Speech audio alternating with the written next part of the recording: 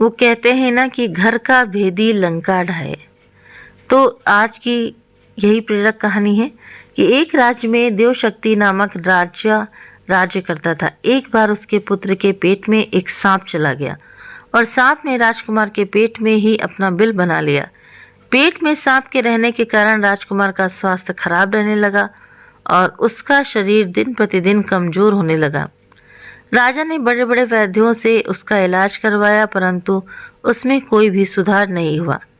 निराश और परेशान होकर राजकुमार अपना राज्य छोड़कर दूसरे राज्य चला गया और वहां एक मंदिर में भिखारी की तरह वो रहने लगा।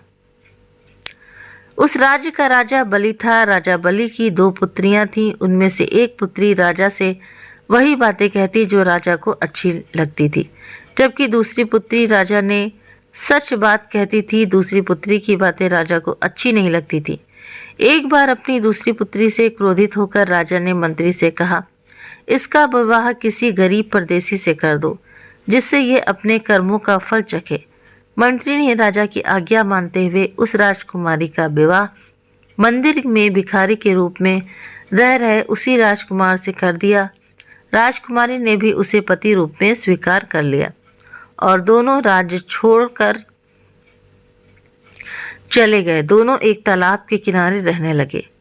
एक दिन राजकुमारी जरूरी सामान लेने बाहर गई थी और जब वो वापस लौटी तो उसने देखा राजकुमार एक सांप के बिल के पास सो रहा है और एक सांप राजकुमार के मुंह से झांक रहा है और दूसरा सांप अपने बिल के बाहर फन फैलाए बैठा है और दोनों सांपों में बातें चल रही हैं।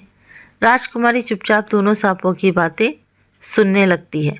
बाहर वाला सांप पेट वाले सांप से बोला, अरे दुष्ट, तू इतने सुंदर राजकुमार के पेट में रहकर उसका जीवन क्यों खराब कर रहा है?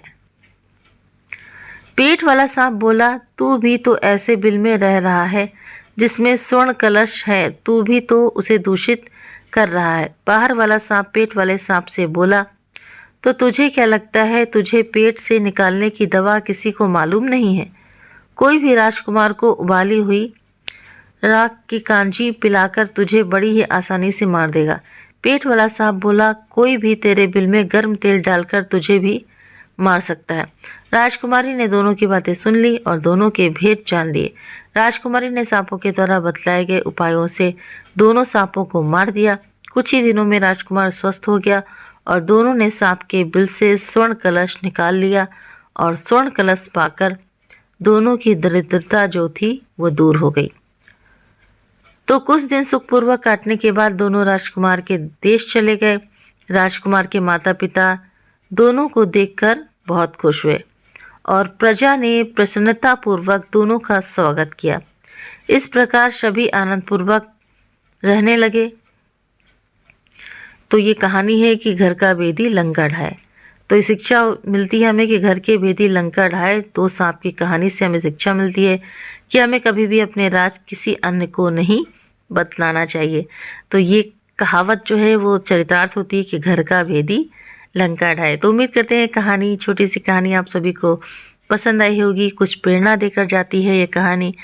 तो आपको अगर ये कहानी पसंद आती हो तो कहानी को, वीडियो को लाइक करें। चैनल को पहली बार है चैनल पर तो सब्सक्राइब करना ना भूलें। आप अपने कमेंट करके भी बताएं ज़रूर कि आपको ये कहानी कैसी लगी। आप सभी के सहयोग के लिए बहुत बहुत दिल से धन्यवाद, शुक्रिया जो आप चैनल पर आते हैं और अपना कीमती वक्त देते हैं। Thank you.